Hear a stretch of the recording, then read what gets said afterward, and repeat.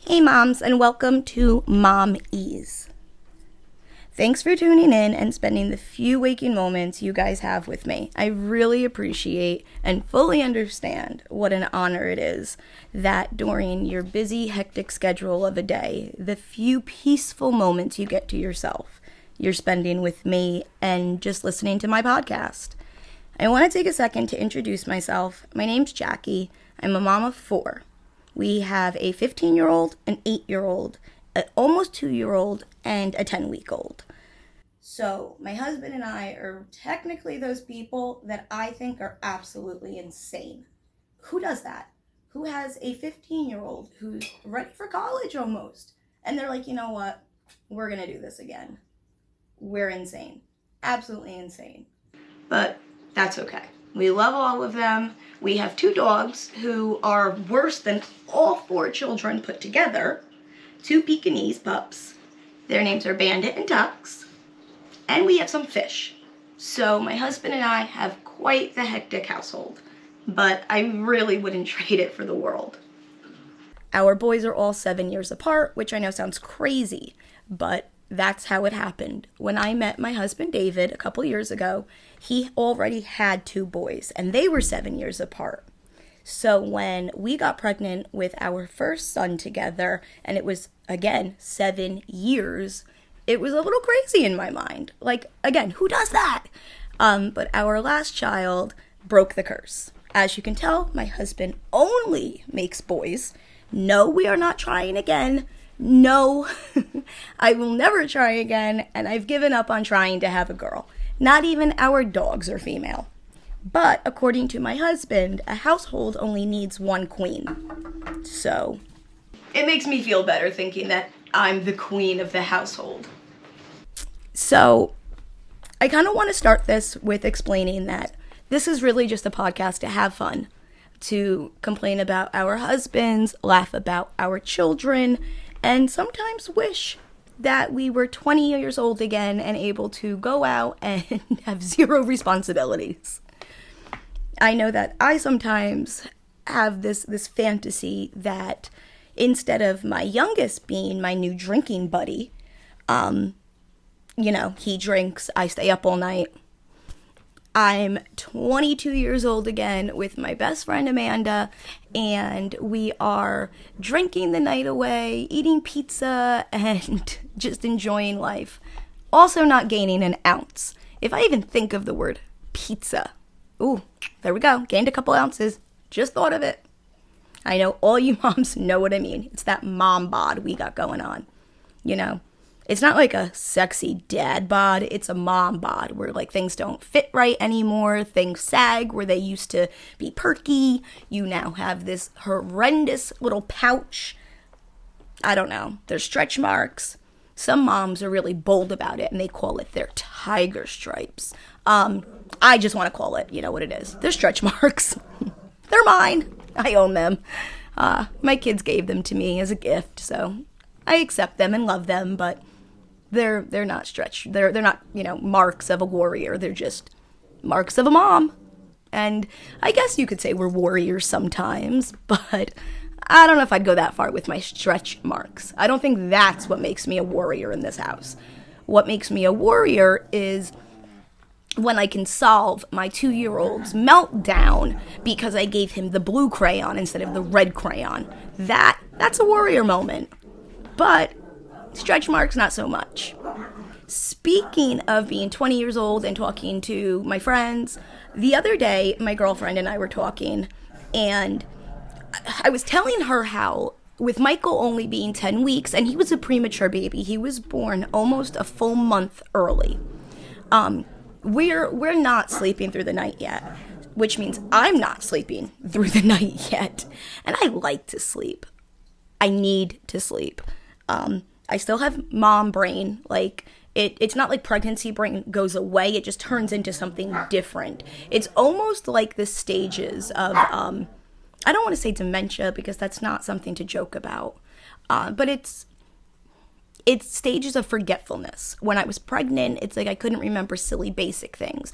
Now that I have both kids, 2 under 2, and my husband. So even though I tell you I have 4 children, sometimes I think I have 5.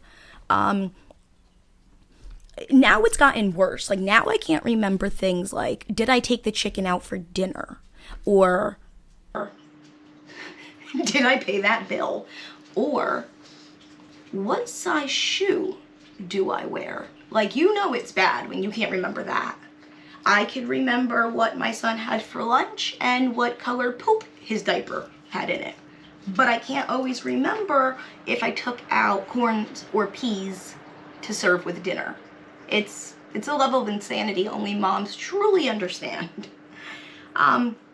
Speaking of sleep, though, I've decided that moms don't sleep. Like, we do this thing, it's called napping. I think you know about it. You try to convince your 2-year-old to do it, even though they're like, haha, never.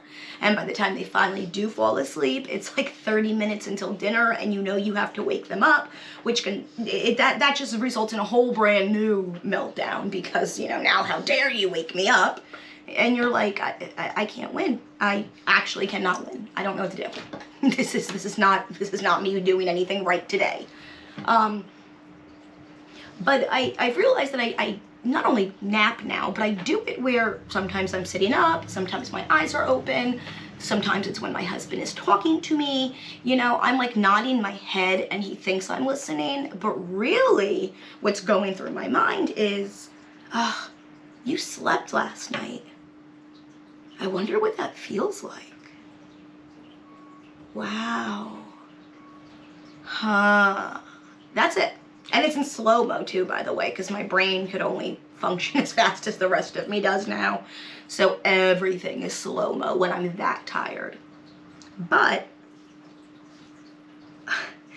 I'm telling my girlfriend how my husband, he wakes me up the other night, okay? So I get Michael to go to sleep. So I need you to focus in. This is what's happening. Michael, okay, we're gonna feed him, we're gonna burp him, we're gonna love on him, we're gonna get him to sleep. Baby's asleep. Yes. Mommy goes into bed, I cuddle up, I get all nice comfy, and I feel poke, poke, poke. Well, that is my husband, my 5th child, and he says, I'm not comfortable. Will you switch sides of the bed with me? Like, are you kidding me? I just got, the baby down. I'm just closing my eyes. I could have been asleep for like a second, and you wake me up because you're not comfortable and want to switch sides. Yes, sure, let's switch sides. I don't care. I don't care where I sleep. I'll sleep on the floor at this point. Please just leave me alone for a couple minutes so I can sleep. So now, of course, I have to get up and do all of the moving. I have to switch the pillows. I have to do everything because, he ain't gonna do it. So then we switch. Then I feel poke, poke, poke again. And I'm like, well, what is it this time? What do you need? Can you rub my back? Yes, I will rub your back. If it will get you to stop talking and go to sleep, I will do whatever you want at this point. But I don't say that because then I know what happens next. And so do you. So I rub his back. He falls asleep. I fall asleep. It is now 30 minutes until the baby wakes up. I have officially slept for about 22 of those minutes, and now I find myself in the kitchen making a bottle. I don't know how that happens. And the next morning, my husband has the nerve to say to me, Jack, I'm so tired. I didn't sleep well last night. Oh, well, excuse the shit out of me. You didn't sleep well. But you slept. Like, are you kidding?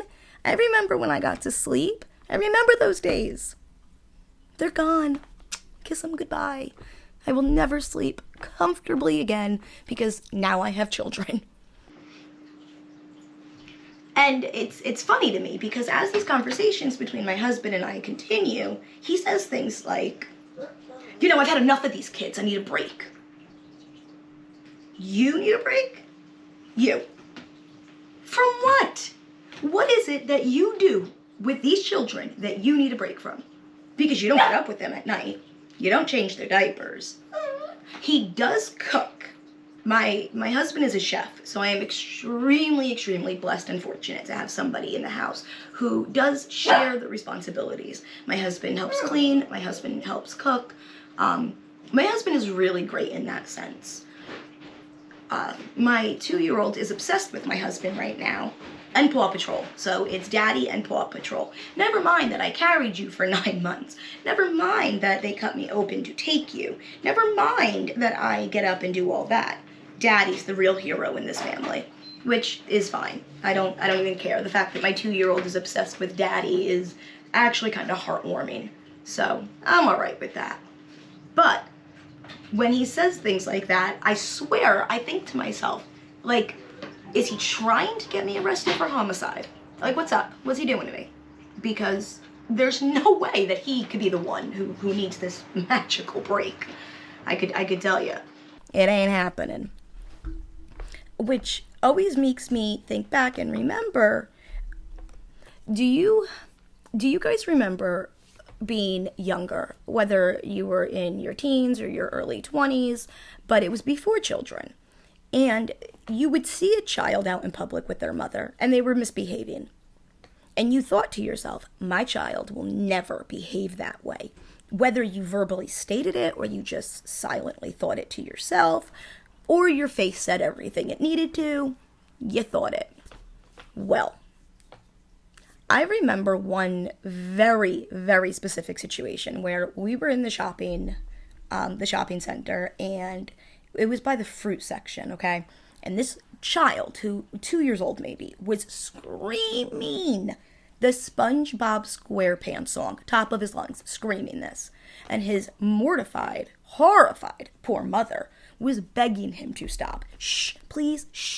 And of course, you know, that kid wasn't listening. He's kicking his little feet. He's hitting her in the stomach. And I'm thinking, oh my gosh, what is wrong with that kid? Make him stop. Yell at him. It ain't that easy. Have you ever tried to bargain with a toddler? Yeah, no chance. You always lose. Always.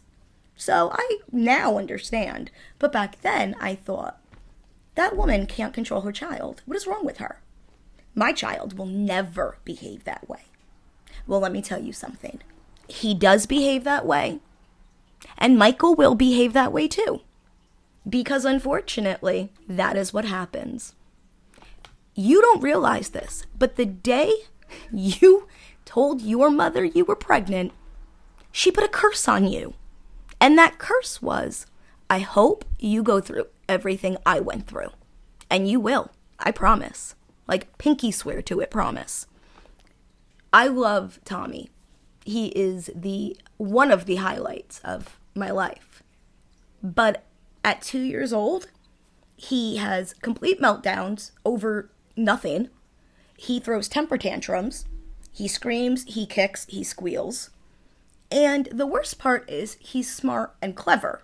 So it's like he does these things just at that right moment where he knows that mommy can't do anything about it except smile and look like a fool. So he's going to eventually get his way. And, you know, when I was little, I would always get the, you wait till we get home. And I knew it was on. Like, she was going to kick my ass when we got home. But my son doesn't know what that means. So you wait until we get home means, you know, do you want some M&Ms with your dinner? He doesn't know the difference between what I'm saying. So there's no point. I can't bargain with the kid yet. When I can, though, I will always have a pocket of M&Ms available. But we're not at that point yet. Just wait. Just wait. But as this poor mother is pleading with this child, please stop, please stop, please stop.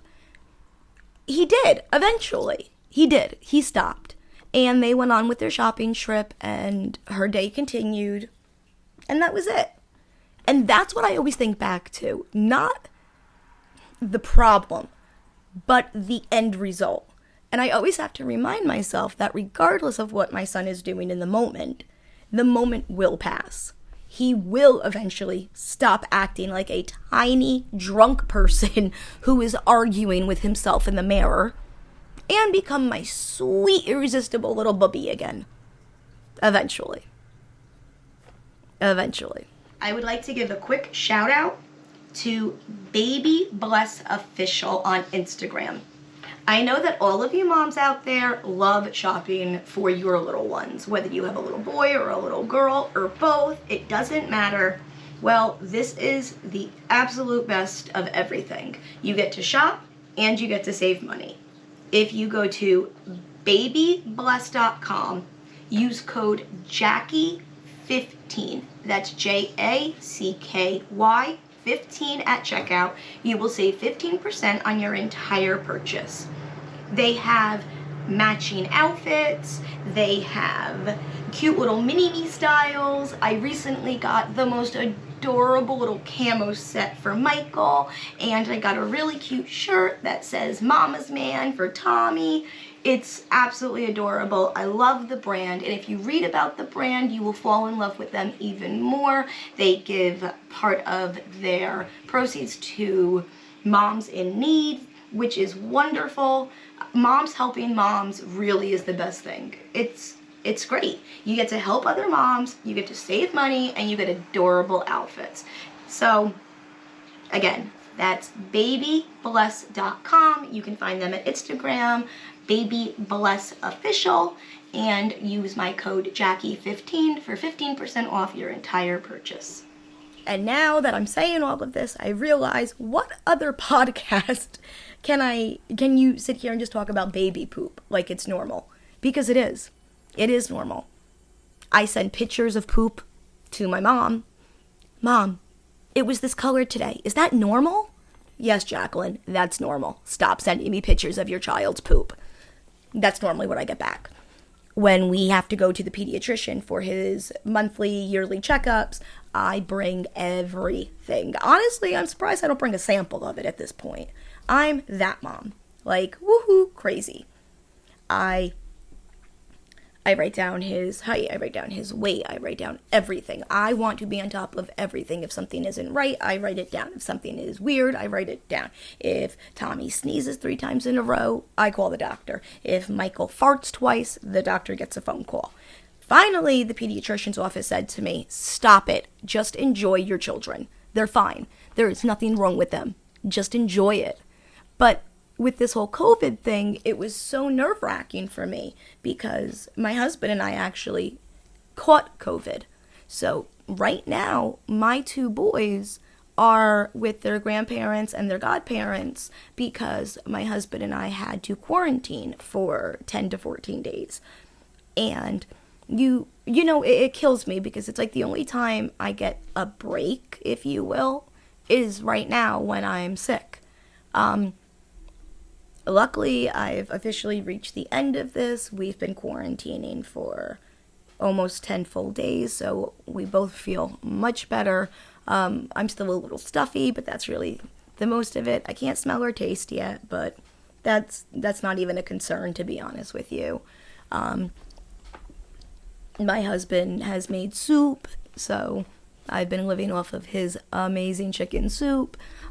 He's done everything needed. I'm a very, very fortunate wife and mommy. I get to talk to the boys every day. I get to see them on FaceTime, but it's just not the same, you know? I miss them. I miss the chaos, and I miss the yelling and the screaming, and I miss life being hectic. It's so weird sleeping in my own bed. It's weird. I literally hear phantom cries, even though they're not here. I hear phantom cries in the shower. I hear phantom cries at night. I mean, like, you know you're a mom when a child is crying on the television and you start yelling, oh my gosh, I'm coming. And you get to the other room and your child's sitting there sound asleep. But the baby on television is losing it. And you're thinking, oh my God, who pinched that baby? Somebody pick that baby up. Make that baby stop crying. That baby might be telling my baby to start crying. Like, you losing it, you know? It's too much. I never thought I'd be in this position, you know? Before I met my husband, I was a cat mom, not gonna lie. I remember my mom asking me, when are you gonna give me grandbabies? And I sent her a picture of my overweight cat Dixon wearing a onesie made for a 3-month-old. And told her that would have to do because that was the only grandbaby she was going to get from me. So she better get on my brother because that wasn't going to work. But I met David and everything changed. I met my person. I fell in love with my person, and I wanted a family with my person.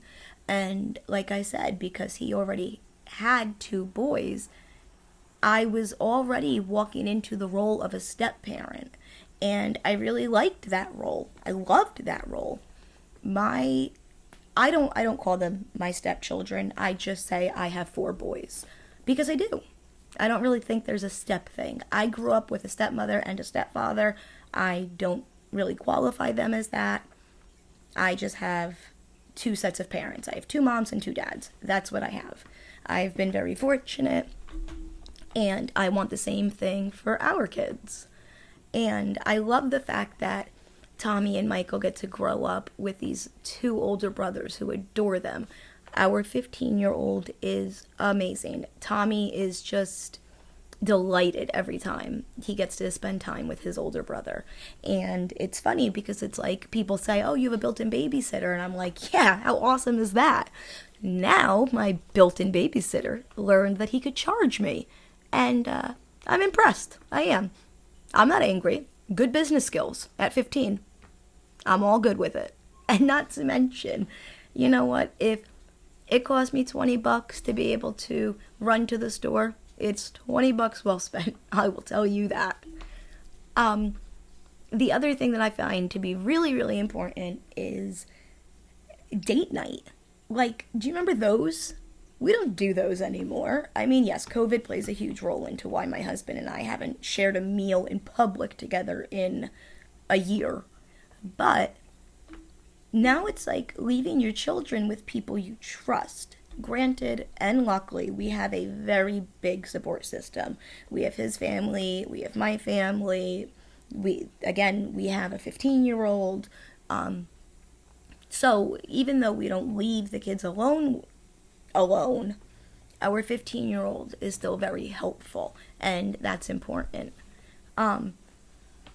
But I would love to be able to share a meal in public, or go shopping and window shop, or go antiquing, or do anything with my husband. I mean, I don't care if we drive up the street and sit in the car, or have a conversation with him that doesn't either involve or revolve around the kids, or the dogs, or the house.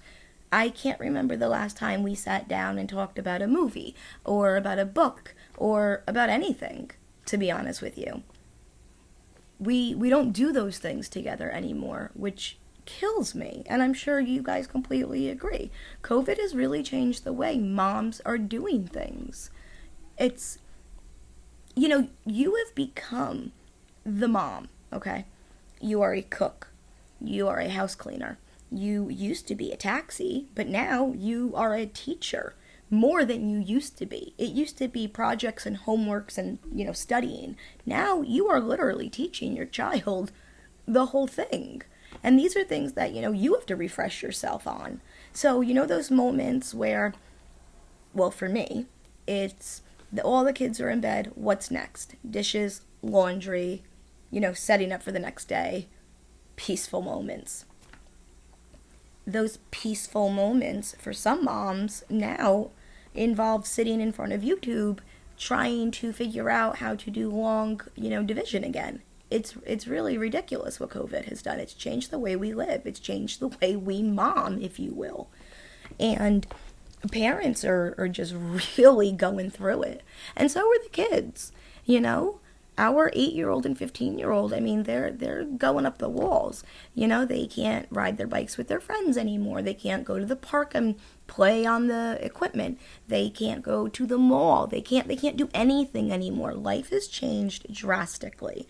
And it's hard. And I feel so bad for them. I really do. I cannot wait for life to return to whatever the new normal is going to be. Because I know this isn't working, and I know there's no way that there's no way people like this. No way. So, as this is the first episode, I want to take a second and I want to thank everybody for joining me. I really, really hope that I get to see you next week. And remember, no matter what and no matter who tells you what, you are doing an awesome, awesome job. Bye.